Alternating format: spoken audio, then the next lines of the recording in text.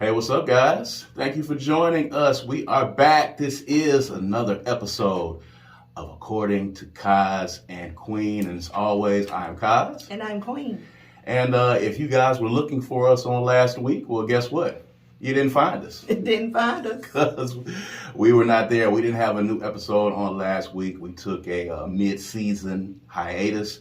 We had a really busy weekend. Last weekend. Yeah. It's absolutely no time for us to come in here and put a show together. An amazing performance of her run to freedom last weekend.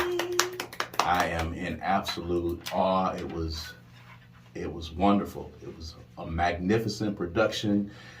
2 shows. If you missed it, you'll be able to see it soon because it's going to be streaming. Right? Mm-hmm. And you're going to be seeing some excerpts from the play. So we were really swamped the entire weekend. Third Coast Radio had an event. We had a kickback event on Friday, and then the play was on Saturday. And then on Sunday, we were absolutely exhausted. Yeah. So usually when we come in and we put this show together and we produce this show, we do it on the weekends. Try to take advantage of some of the free time because we have so much stuff going on. But we actually decided on last weekend, I think my wife will say it was surprising, we decided to take a bit of a sabbatical mid-season and not to do a show on last week. And usually I would have said, no, let's push through and let's try to get a show done. And we needed the rest. Be perfectly honest with you, the play was really draining, and it took a lot out of you. Absolutely. Visibly. It took a lot out of the entire household.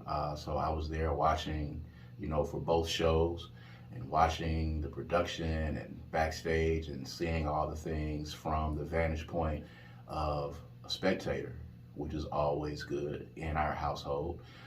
Because we do a lot, but I got a chance to sit back and look at things from the role of a spectator, and it was an amazing production, and you guys are going to hear about it as well, and you're going to see some excerpts, and it's going to stream, and it's going to tour, and all of that good stuff. But, real quick, just kind of give some of your thoughts, on the production, and, folks who may have missed it in person, what they can be looking for coming up. Well, first of all, thank you. Thank you so much. It means a lot to me that you thought so much of it. But it was a very good production. I had to fight to be able to watch some of it because obviously, I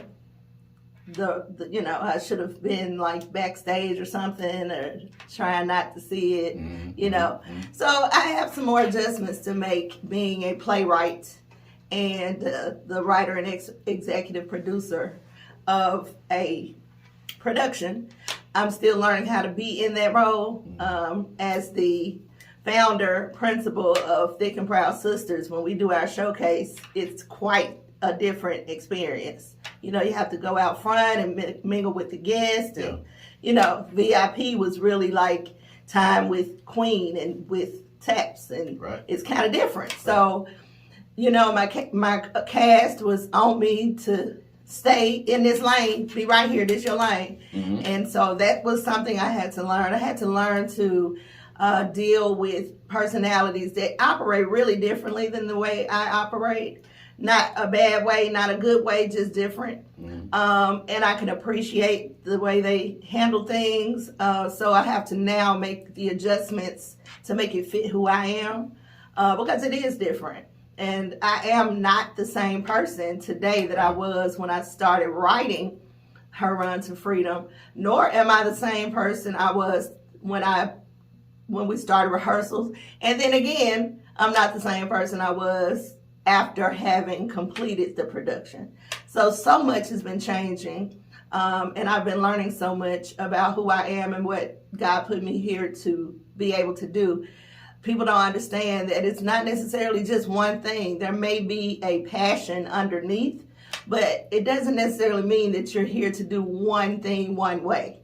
So I'm having to make those adjustments too, because who I am and what my passion is very simple. My passion is what my name represents. Fumi Falion. Fumi means God's joy. Falion means to walk with dignity. So my task in life is to show God joy by walking with dignity, and then helping people to do that, helping people to learn to walk with dignity themselves. So that takes a whole lot of control and understanding spiritual things and practical things, and just understanding existence. So I'm having to learn how to grow into that, because what it means today is not what it meant 10 years ago. I'm not that same person. So I'm having to learn that, and I hope that people can see from her run to freedom that you are constantly in evolution. Our job is to be on top of that and allow ourselves to flow universally and not get stuck hold in that one position or that one thing that you love, that one thing that's a passion. It can be plenty. The universe is open to whatever it is that you want to do. Stop thinking small. Think bigger. Think bigger. I kept hearing that in my spirit the entire time we were running with her run to freedom. And now I kind of understand what that means. It's always bigger. There's always something bigger that you can do. It's always a part of your passion that you haven't thought to tap into. You don't have to keep recreating the wheel and doing things the way you used to do them.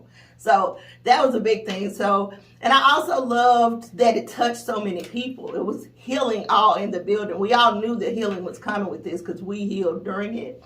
But seeing it and hearing the stories and, people coming up to me afterwards asking for autographs, I was blown away.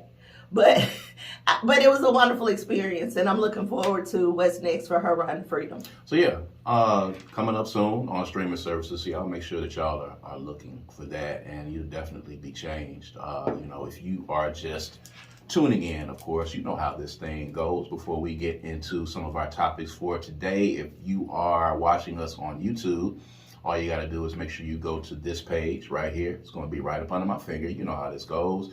You go and like and subscribe on that YouTube page, and make sure that you're following us on all streaming services. So wherever you listen to podcasts, whether it be Spotify, whether it be Amazon Music, whether it be Apple Podcasts, Google Play, you can hear According to Kaz and Queen. Ran into a lot of people on Friday, this past Friday, for Jackson State's homecoming, the greatest spectacle on earth. And a lot of folks were saying that they had been listening to the podcast, and a few people who actually, pulled it up on Spotify and liked it and joined the page. So, awesome. They want to hear the conversations. They want to hear, the things that we're talking about, and they're supporting it. So, that's a really cool thing. So to be in the midst of all of that revelry and have some of those conversations to take place is cool as well. So taking a little break, taking a little mid-season hiatus was pretty good, by the way. So make sure that y'all are following us and make sure that y'all are tuning in.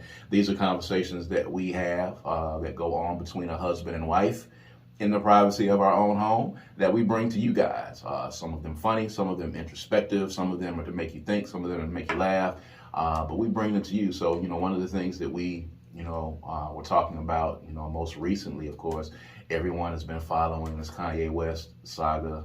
They've been following, what's been going on with this guy and all of the ridiculous things that he has been saying, and we'll get into that in a moment. But, you were bringing up to me recently about the fact that Balenciaga and Vogue have both dropped their associations with Kanye West, and this comes on the heels of the bank Chase Morgan, also sending Kanye West this correspondence and saying we need you to take all of your money out of our bank. So as this is happening day after day, there are different companies and different entities and different brands that are wanting to distance themselves and disassociate themselves from Kanye West.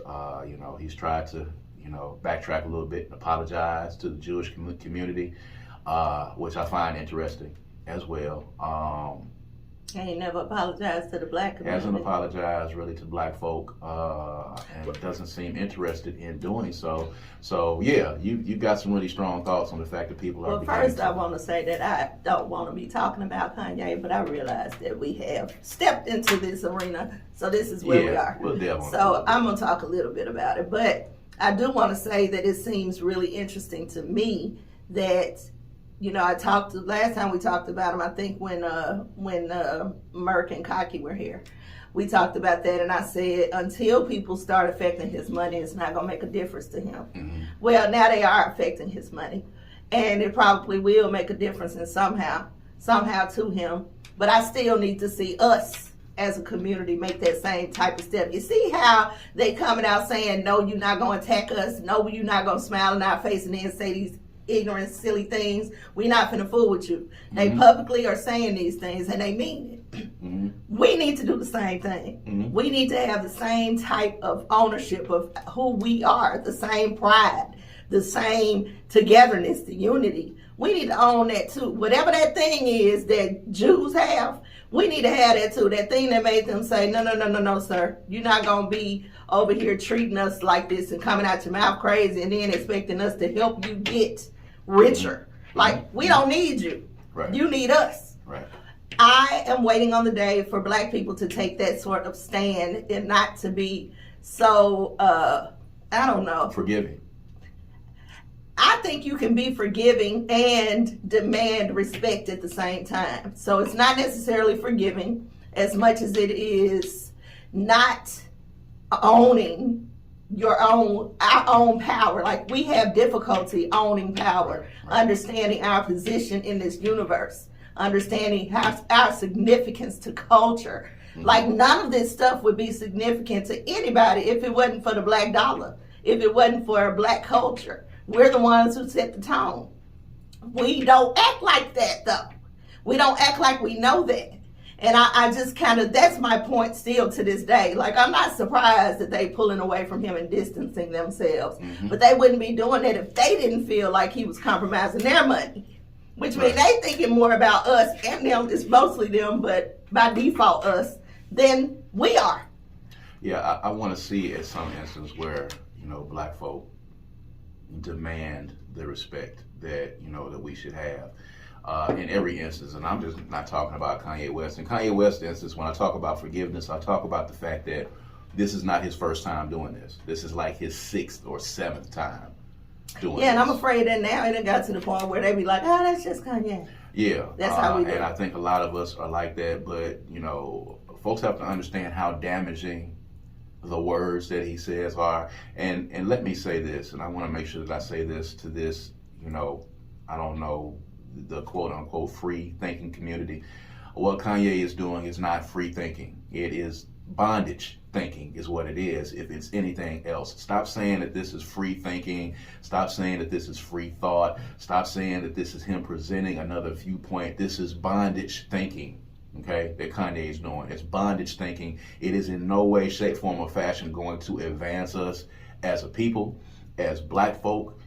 It's self-serving in that respect, and every time he says, I know what I'm saying, and I did it because I was trying to do this, and I said it because I was saying this, just say what it is that you're trying to say, instead of trying to come a roundabout way about it, or,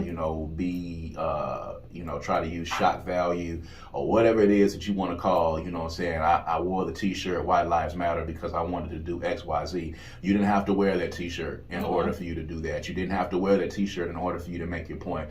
Kanye West is not trying to fight the Illuminati. He is not trying to go stand up for black folks. He is not free thinking. What he is doing is dangerous to our community. It is dangerous to black folk, and it is dangerous to black folk who have any type of influence in this world. And we see it time and time again, and not just with Kanye West. We talk about Donald Trump. We talk about Herschel Walker over in Georgia. We talk about all of these folks who, have espoused these views, these ultra right-wing conservative views. And time again, people have been able to say things about black folk, and they've been able to get away with it without any consequences at all whatsoever. No, we don't own banks. We don't own Vogue. We don't own Balenciaga. We don't own those brands, but we own and we have stock in, and we contribute. Our dollar contributes, billions into this economy.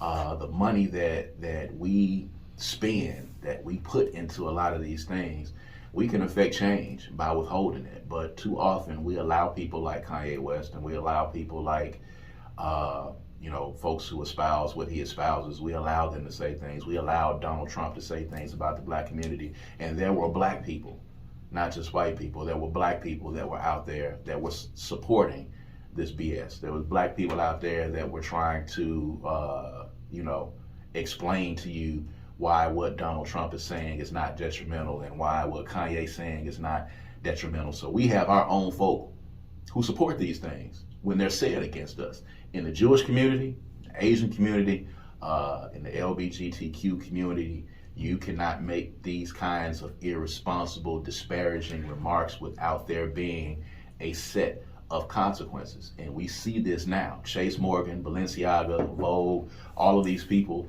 have elected to sever their ties. Now, Kanye West is a billionaire.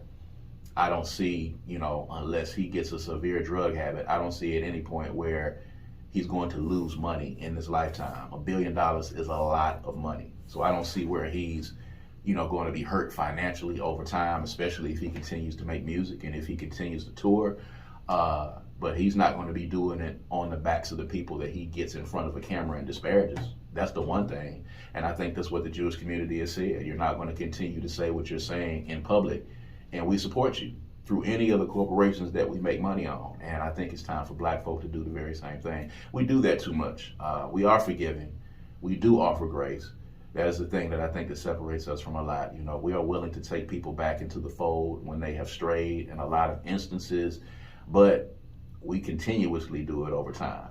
R. Kelly, was on his 7th or 8th transgression. Kanye West on his 7th or 8th transgression. There's still black people who, for whatever reason, have decided that, I am going to support him regardless. And it's detrimental to us at the end of the day. It's just detrimental. And it's crazy. And we'll have to see what happens with Kanye West. Every week when we say, especially here on this podcast, that, we're done talking about Kanye West, he does something even more incredibly idiotic or says something even more incredibly idiotic. And we just want college dropout, graduation Kanye back. That's all we really want, really, at the end of the day. That's what we want. But I want to say this, because this is particular to Mississippi and Crooked Letters and Noriega hosting Drink Champs. He gave Kanye a platform, got the ratings, and then the next day came back and was like, oh my God, I apologize, and tried to backtrack. So, when you saw that, I just want to get your thoughts on that real quick before we move on. The attempt to garner the revenue that was going to come from knowing that he was going to be controversial, and they since had to take the episode down, and then you turn around the next day and you try to apologize to win people back. I don't think he was he really in danger of losing people? I don't think he was. I think he shot his shot. I don't really have an issue with him doing that, me particularly. Nori seems like a good guy. I mean, he seems intelligent. He handled it quickly and thoughtfully in his apology. I think he did a Kanye on Kanye. Why you say that? Because he knew what was going to happen, but he used it to his benefit. He did, but they had to take the episode down. It don't matter. It's already done, huh? Mm-hmm. Yeah. It's already done. And he can now come back and say what he really thought about it, which he may not have been able to say in front of him. Right. So this is where it just depends on, where your morality meter is when it comes to this.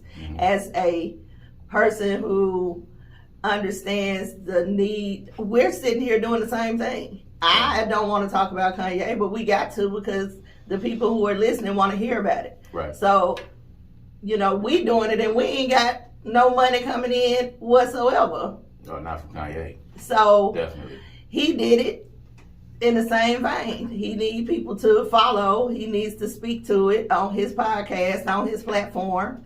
And he got it done and then immediately took it down and apologized for it. I don't know if that was the intent from the beginning, but, you know, I mean, it is what it is. I mean, it is what it is. In this day and age, you know, ratings are king, content is king. You know, we advertised it probably a little bit more than any other Drink Champs episodes get advertised because you know what's going to happen. Yeah, he used Kanye to further his platform. Yeah. Like Kanye uses us to further his. As if he didn't know what Kanye was going to say when he got in there. And of course, they have since taken it down. But, you know, to me, if you're operating in integrity, you know, you just don't give that guy the platform. But people will continue to do so because we are a ratings-driven world right now, where we do things based upon how many hits we get. We do things based upon, you know, how much traction we get, how many reactions we get. And you see bloggers and you see podcasts every day that decide to go down that road. And this is to all podcasts and all bloggers out there. When you decide that this is the path that you want to take, there's no going back from it. You're not gonna watch or entertain the podcast again? I'm not saying that. I'm just saying you're going to be stuck with doing content like that until at such time something else happens. When you decide to go the way of being controversial and you decide to go the way of... I think he already controversial. Well, you know, Drink Champs is more, you know, lighthearted. It's kind of messy. I mean, yeah, but that kind of depends on the guest because, you know, going back to the Irv Gotti episode, but it's really like we get you on here, we get you drunk, we're going to do some smoking, and then, you know, we're going to do some barbershop talk on here. Which gives him a little wiggle room to have Kanye on there. I guess you're right. That makes a lot of sense. But we'll see what happens after that. You know, Nori has since apologized. I'm disappointed that, you know, he gave him the platform in the first place. We got to stop giving this guy the platform. Oh, I agree with that. We have to stop giving him the platform. But I'm not surprised either. Right. I agree with you. It's not, I wouldn't have handled things that way, me personally. Right. But, you know. It is what it is at the end of the day. Yeah. But I got to ask you this because we've had this discussion, and as a woman and as a spiritualist, and, you know, you speak to women about this all the time, I want to get your thoughts on Monica, because we talked about Monica and we talked about, you know, her friendship, quote unquote, or relationship with Kodak Black. You know, he came out on stage at one of her shows and brought her some roses. You know, they're saying that they're friends or whatever the case is. And, you know, I began to think at that time as we're backtracking through Monica's relationship with C. Murder and Shannon Brown and, you know, the first boyfriend that she had that was killed, by the way. What in the world is that? As a woman, and I'm asking because I want to know, I'm trying to put my finger on it. What is that? She's an around the way girl, and she like bad boys, not just bad boys, but like criminals. So, so we were just Monica just looks pretty and soft and easy, but she clearly is about that life. She a hood girl. We was watching The Reasonable Doubt, by the way, which is a very good show. I'm glad you kind of turned me on to it. I kind of seen some people talking about it. But the character Jax in Reasonable Doubt, you know, one of her friends was telling her that she likes criminals. If you like criminals, you know, just own up to it, no judgment, you know, right. In parentheses, kind of a little bit of judgment. But, you know, what, I mean, I'm asking as a man, asking a woman, because there are women out there who have said that I like bad boys. I want guys that have but there's a reason why you like them. Yes. So what is that? Ultimately, I believe from my perspective, because I've had my time with bad boys, you know. You have. So I think that there's a thing where it's either, there are several things that it could be. So we'll just discuss some of the options. One could be a lack of a good father figure, a good role model as far as from the male, from a male. If you don't see what that looks like, you kind of have to make that up in your head, what it looks like to be a partner or in a relationship, what that ideal person is, right? So some kind of way, maybe that's gotten twisted up for her. And she thinks that someone who's willing to go to jail, or someone who's ready to pull a gat, or somebody who's ready to do, thuggish things, tatted all over their body and whatnot, in her mind, that could be what a true good man, or the man for her, looks like. Secondly, she may have some sort of insecurity about herself, about love. She could have a little, twisted version of how she relates to love and what that looks like to her, good, healthy love. Because regardless of what you say, connection or not, it's hard to nurture good love with someone in prison for a lifetime. That's very hard to do. Yeah. But this girl is still she loves C. Murder. Still loves him. He been in jail a long time, and I think he got some time to go. He gonna be there. So there is some sort of something is happening there to where her reality and the reality that we live in are not combined.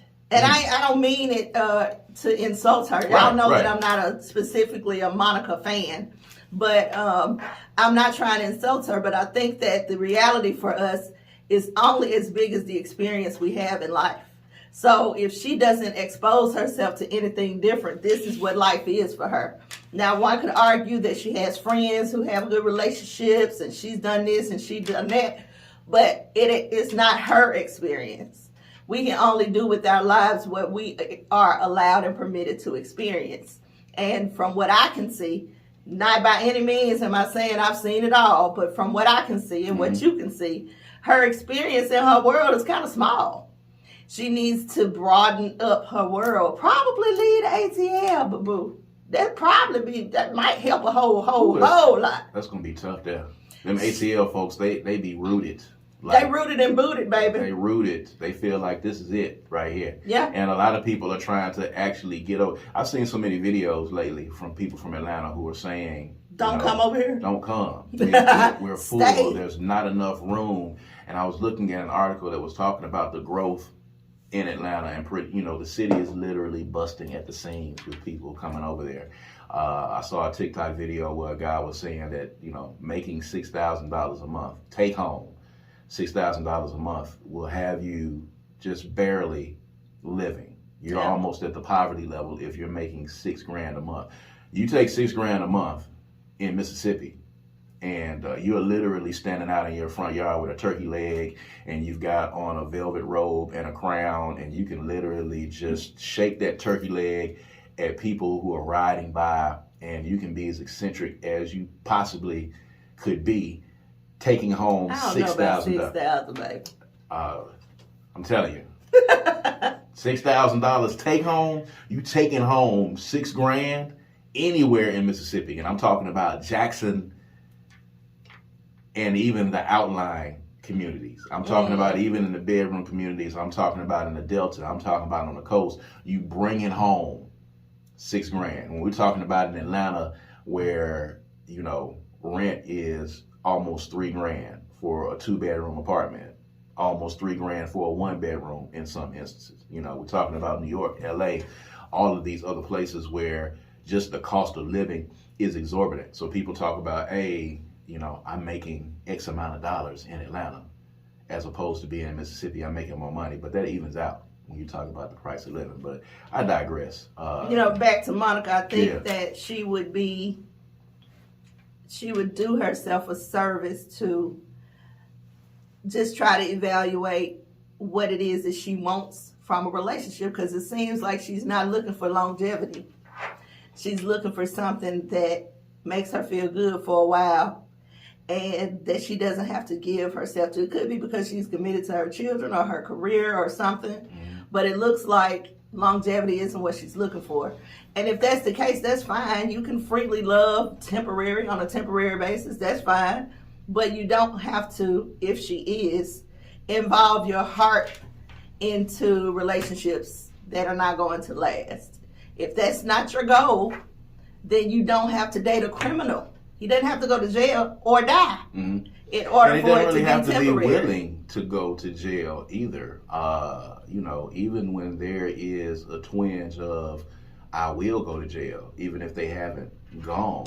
I don't think you have to go that route either. But that appears to be something that some women, liking bad boys is really a real thing. A dude that will pull a gun on somebody to save you or to rob somebody. Is it a protection piece? Maybe. It could be that too. It could be that she needs to see somebody protect her instead of feel safe. She wants to know that she's safe.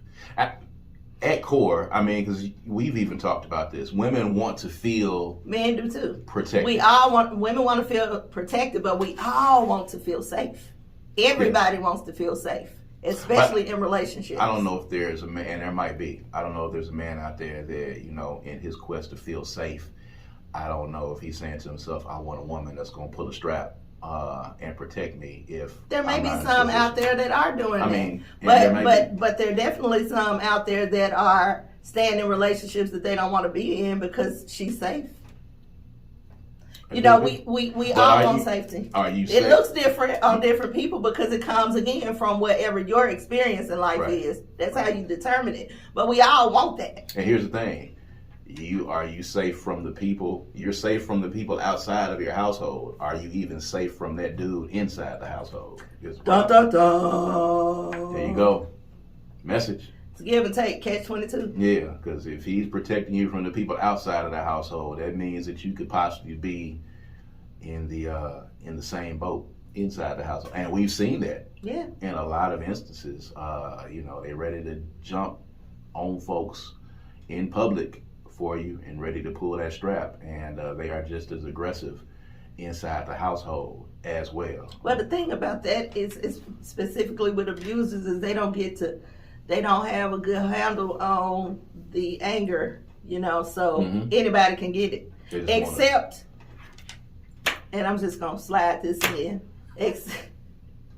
except them little dudes that be beating on women because they had a Napoleon complex. Short dudes. They 5'4" and under. And won't bust a grape to a man, like, at all, but will fight a woman, hands down, anytime they are not in between, but won't do nothing if a man steps to them.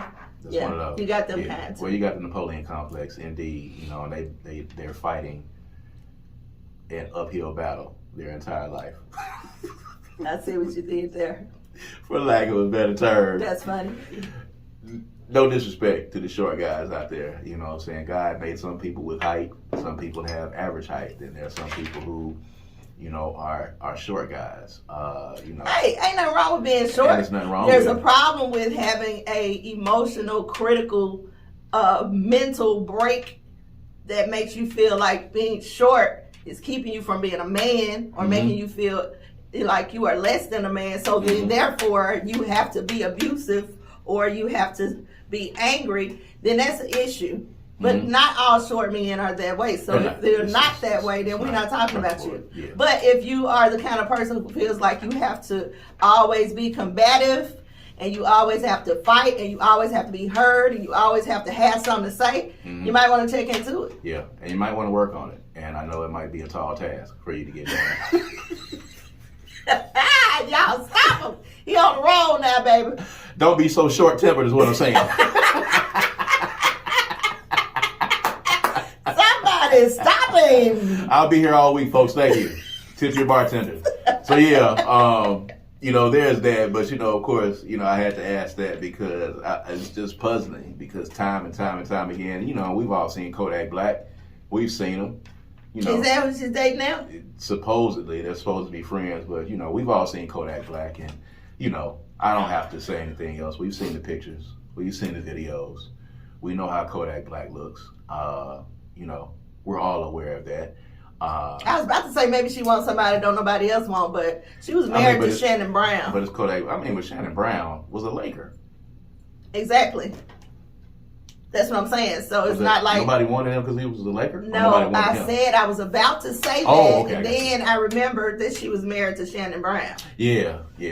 So in that case, who ended up going to get tattoos, by the way, and completely getting into, all over his body, and ended up braiding up his hair. She turned him into C Murder. She turned him into a little C Murder. Mm-hmm. That was crazy.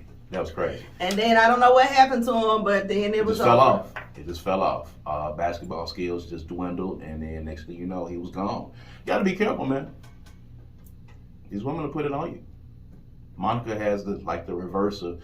I don't know if it's. Don't say that out your mouth. Don't say that out your mouth. That's a violation. Erykah Badu, but I'm gonna have to.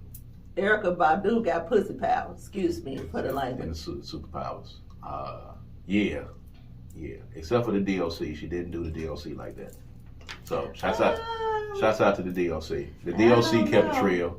He might have been there before her powers activated. Well, maybe. I don't know. He was able to squirm his way out of that, and he didn't turn into Common or Andre 3000, by the way. But at any rate, somebody else that was in the news, your boy Ray J, was back in the news cycle again on social media and the shade room cycle. And this time it wasn't for his awful singing. It was for, is this his wife? Yes. I don't know how current it is, but they are married. I saw it, in the cycle, where she said that. Princess Love. Yes. And she is now regretting the fact that she joined in on some of the freaky sex sessions in the menages or more menage a pluses that he would have, and she did it because she wanted to make him happy. So of course, to keep him from cheating on her. So this is an issue that we talk about in our household as a married couple. The onus of the threesome or the polyamorous relationships and people looking at those as more of a sexual relationship, and her thinking that if I do these things, I'm going to keep him from cheating, and the fact that rarely, if ever, works, if that's the crux or the reason for you doing it. Mm-hmm. What's your thoughts on that? Oh, that don't work. That's simple. That don't work. Why doesn't it work though? Well, hey, if you had to think before you married that man, if you had to consider what to do to not cheat, to keep him from cheating on me, if that was in the forefront of your mind, that's telling me that he'd already cheated and that you had already deciphered the type of person he was and you married him anyway. Mm-hmm. Mm-hmm. So now you got to do a lifetime of work to try to keep him from cheating on you, which you don't have the capacity to be able to do. If you did, he wouldn't have cheated to start with.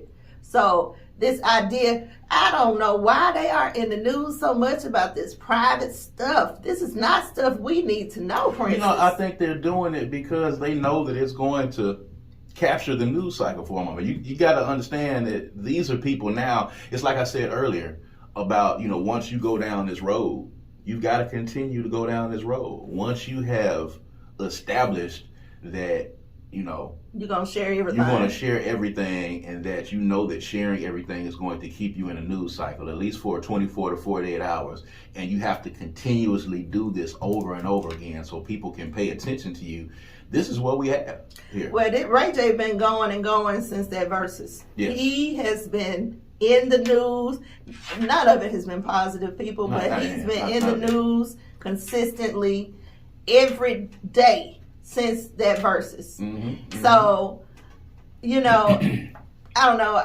Princess always seemed to not really get the full view of what she was dealing with Ray J. That's what it seems like. She always had this thought that I'm going to be the one to change him, right. Which was foolish. Which is absolutely and foolish. Then the second thought she had was once he started having babies, which she got to immediately, putting babies on earth. Mm-hmm. Once he got to having babies, he'd stop. Right. And she probably thinks that he comes from good stock. His mom and dad have been together forever. Mm-hmm. They look happy. I mean, of course, you don't know what's going on in people's households, but she probably thought that marriage was a real thing for Ray J. Ray J doesn't have any real commitment to anything. Except really, for him. Except for him. And his pockets. So I'm sure he loves his children. But, you know, this idea that I don't even know that I believe that, I'm sure women do that. I'm sure women do push themselves into something sexually that they don't really want to do for the man. Men may do it for the woman. I don't know that that is healthy for a marriage. It depends upon what the motivations are, I think. You know, and we've talked about this before. If there's a mutual understanding and a conversation about it in the beginning, and it's not done because one partner is trying to keep up with the other partner or one partner. No, but that's what we're talking about. What I'm saying is, I don't think it's healthy for the marriage for one person to be pushed into something they don't want to do, just to make the other person happy. Because what's going to end up happening is what we're seeing here with Princess, in that she resents him. And probably basically don't like him. And that's with anything. That's with sex. That's with drinking. And now he doesn't have a whole lot of respect for her, because he got her to change her whole core values just to keep him from cheating. So now he doesn't have any, we can tell he don't have any respect for her, because he continues to treat her like crap. Right. And she lets him. Men only get away with what women allow them to do. Word up. Said that it has been a recurring theme on this podcast when it talking about relationships. But, you know, it is, like I said, it's with anything. Sex, drinking, could be smoking weed, it could be partying, it could be religion, it could be any number of those things. When one partner is doing it so that they can just make the other person happy or to keep up with the other person, it's never going to end well if it's not a mutual conversation and mutually agreed upon by the parties. If you have one party that's not particularly with it, that's not the time to say, well, you need to do it because we're married and you need to do it to keep me happy. That one partner should be saying, if you're not comfortable with it, then we won't do it. Yeah. So that you won't feel uncomfortable. And that, to me, is the true sign of, you know, when you are, you know, communicating effectively and properly in a relationship. And now that you are seeing that it didn't work, now you're against it, and now you're using it as news to get you into the news cycle. But you knew what you were getting ahead of time. You know, when you're dealing with somebody with that level of celebrity, this person came into the game, and one of the biggest things that he did was, you know, having a sex tape with Kim Kardashian. You know Who he is. That's who he is. And his argument or retort from her was, every time I did anything, you was there.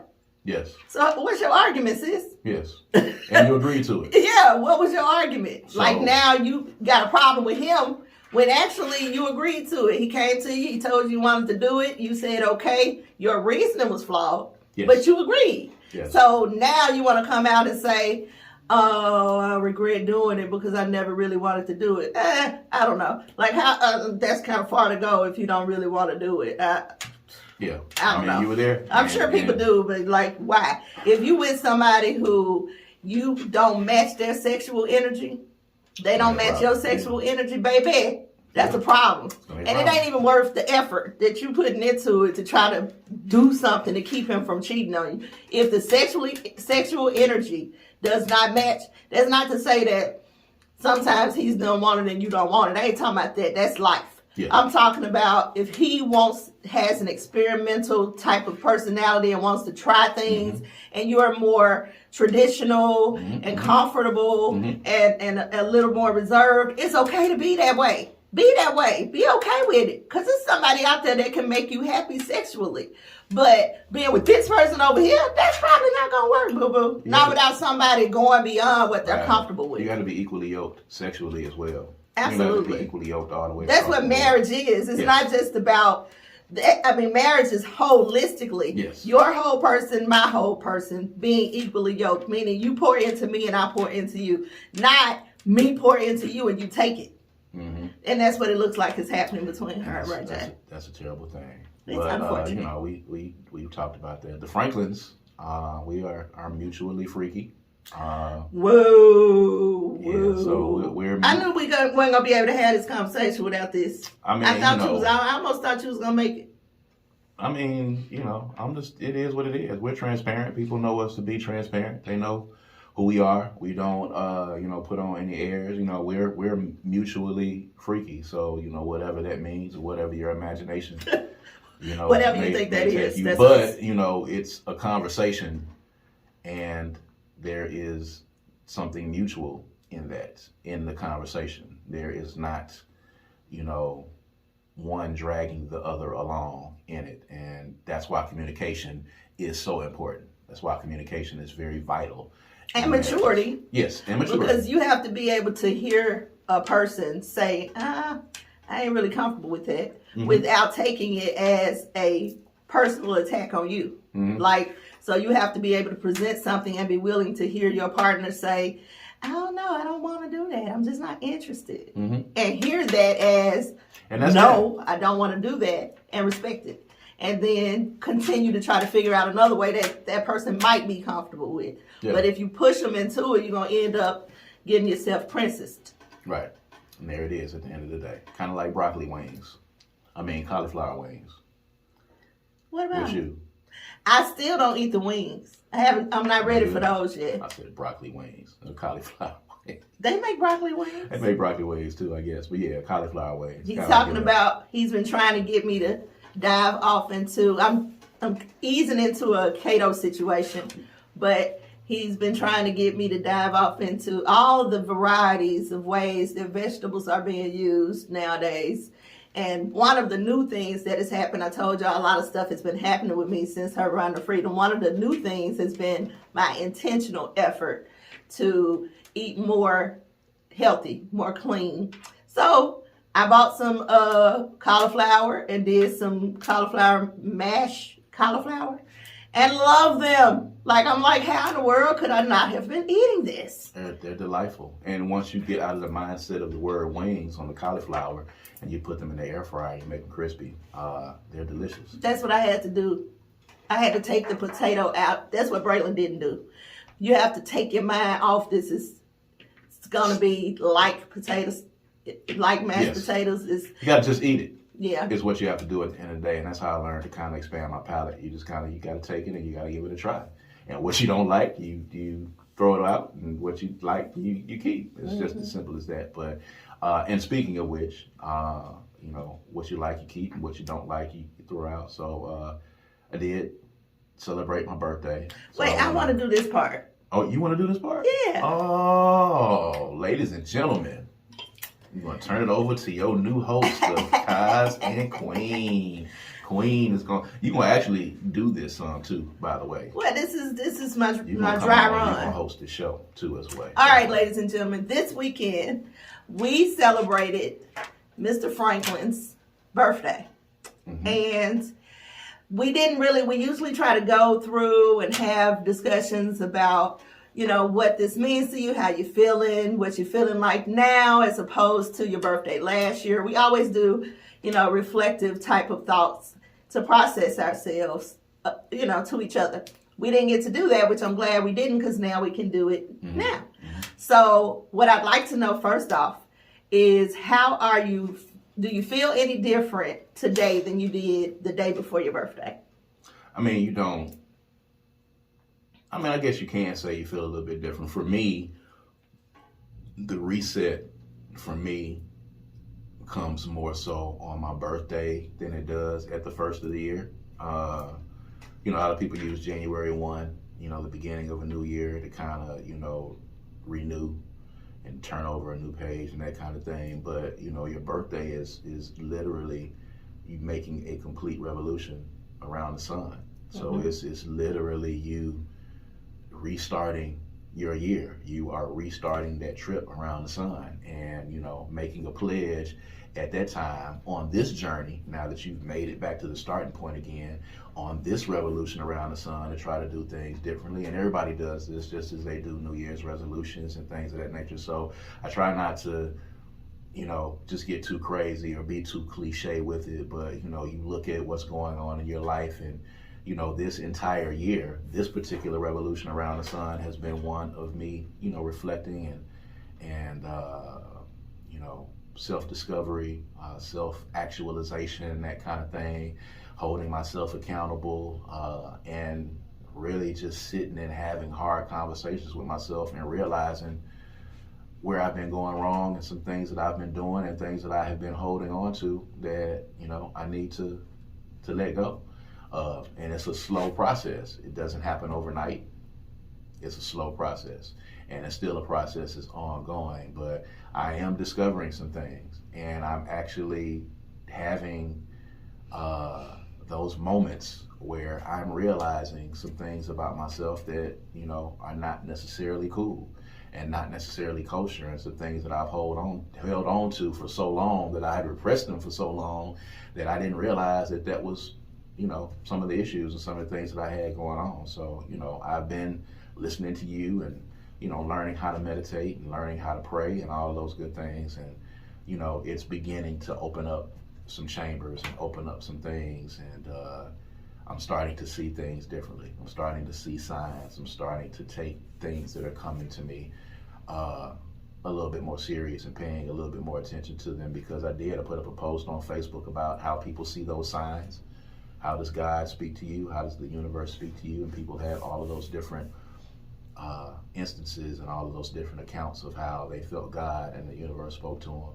And a lot of people were saying, you're going to see things, you're going to read things, you're going to consistently see something over and over and over again. And, that sometimes is your sign. That is the universe putting this in your face, letting you know that this is what you're going to need to do to be able to fix it. And I've been asking for some of that clarity, and things are becoming clearer. That's good. Clearer than they have been. So, this is my 52nd trip around the sun. I just a couple of years ago was able to actually say my age out loud. So it gets easier as it goes along. In some instances, there's still some instances where I'm a little pensive on it, but it's getting a little bit better. It's a little bit easier for me to roll it off my tongue and say I'm 52. I'm 52 years old, 52 revolutions around the sun, because that has been one of my issues, is my age, juxtaposed against, most of the energy that I'm around is a lot younger energy because of the stuff that I do in music and radio shows and what we do. A lot of the people that we around skew a lot younger than we do. We're a lot younger at heart. Yeah. Than a lot of people. So I had a whole series of questions to ask, on which he answered all in my very first question. And the only question I asked him was, do you feel different today than you did the day before your birthday? Every time I do you an done interview, wiped out my whole entire question list in one question, and you didn't answer the question that I asked you. I did at the beginning. I was like, yeah, I do. Okay. What you like to say about interviews? People say when I do interviews all the time, they'll ask me a question, and then I'll get my answer. And then after that, they'll be like, well, you answered all my questions. Yes, because you don't answer the question. You give it everything at one time. I just be talking, man. Yeah, and that's fine. That's cool. But now I feel like I didn't get my real shot. You did good. How did I do it? You asked an excellent question. That's one question. You asked one. Well, hey, the thing is not to ask an abundance of questions. As an interviewing, you ask the right questions, and that might be 2 questions. Oh, well, I always ask the right questions then when I'm talking to you, if that's the case. I don't know. I don't know how to take that. Here's the thing. Okay, so what would you say was the best part of your birthday this year for you? Doing nothing. Yes. Yeah. Let me just say that I know that that's difficult for you. Like, that's not easy for you to do. To do nothing usually causes you anxiety. How did you get to finding peace in that? I'm beginning to kind of let go a little bit. One of the 2 things that I'm learning is I'm going to have to start letting go and not trying to control everything and trying to control what happens in my world. And it's still difficult. I have not mastered it yet. I still have problems with that. But I've got to learn how to just sit down sometimes and not do anything. It was made easier. I'm going to be honest. It was made easier this year because of the weekend that we had last weekend. Because of the weekend we had last weekend, and it was very tiring for me. So I know that you were completely exhausted, and you were still recovering the entire week and still recovering now. So I know that you were tired, and I was tired, and did not have a chance to recover like we usually do. I've been, my schedule is different during the week now. So, where I would usually be able to sleep in and recover during the course of the week, I had to get right back to it on Monday. And this allowed me the opportunity when, of course, the city was inundated with homecoming stuff and people were going to be out and out of the way. It was an opportunity to be able, it worked out perfectly because the people being homecoming and doing their homecoming thing and having all of their focus, and the city was completely focused and concentrating on that. You knew that people were going to be out and they were going to be doing their thing. Nobody was available for anything. You knew where everybody was going to be. You knew where they were not going to be. So, in knowing that, it was easy to just sit at home, and we sat and we enjoyed watching Reasonable Doubt, and we enjoyed a good meal. We enjoyed adult beverages and got presents from you and the little one, and got to talk to my kids, and that was pretty much it. And got to be in the bed and got to sleep in. I slept in till 9:00 a.m. on Saturday and Sunday. I slept to 9 a.m., which for those of you who are listening, that is a huge deal. I'm usually up on the weekends. When I'm able to sleep in, I'm usually still up by 7:30 anyway. Which is crazy. And even, I don't even that's understand. late. My body's just conditioned to do so because I usually get up at 4 or 5 in the morning, use the bathroom, get up, and then that's when I either go running or I go to the gym or I'm going to the trainer.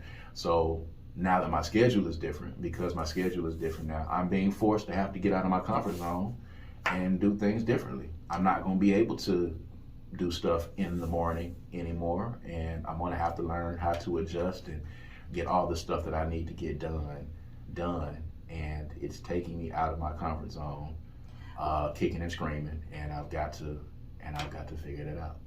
Well, I want for you to understand that all of the pressure that you've put on yourself over the years to be productive and to provide, and all those practical things that you have laid on your shoulders, I want you to understand that just as important as that is, rest and restoration is just significantly just as important, because you have to be able to find peace upon demand. You have to be able to settle on command. You have to be able to release and be in the moment. All of those things are important. So I want that for you. So we're going to close out with one question left. Every year my spirit gives me a word around my birthday, or sometimes at the end of the year it'll reveal itself. Sometimes I get it before, sometimes I get it after. If you had to sum up your 51st year of life existence in one word, what would that word be? Just year 51? Just the last year. Revealing. What word would you attach to what you'd like to see yourself? Now, mind you, universally, this may not even turn out to be the case, but if we're working to manifest what the next year, what 52 will be for you, what would be the word that you would speak upon this next year of your life? Prosperity. Ashe. There it is. So it is done. So it is done. So you're going to close too? I need a little bit more work on the close. I generally tune out by the time you go into this. Oh, man, and there it is. So now, you take this. I'm going to turn it back over to Kaz. You know what? Take us out, Kaz. You know what? Now y'all are going to go back and watch all of the episodes and be like, at what point did she tune him out at the end? Because now you just admitted that, by the time we get to the end, you're tuning out. But I'll be listening for I am Kaz, so I can say my part. That's terrible. Are you going to actually... I'm going to do it. You're going to host the whole next show. show. You're going to... Gotcha. You're gonna run the whole next show. I'm ready. And you're gonna come up with the topics too.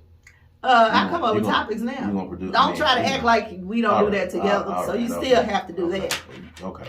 You know what I'm saying. That's a together thing. Okay.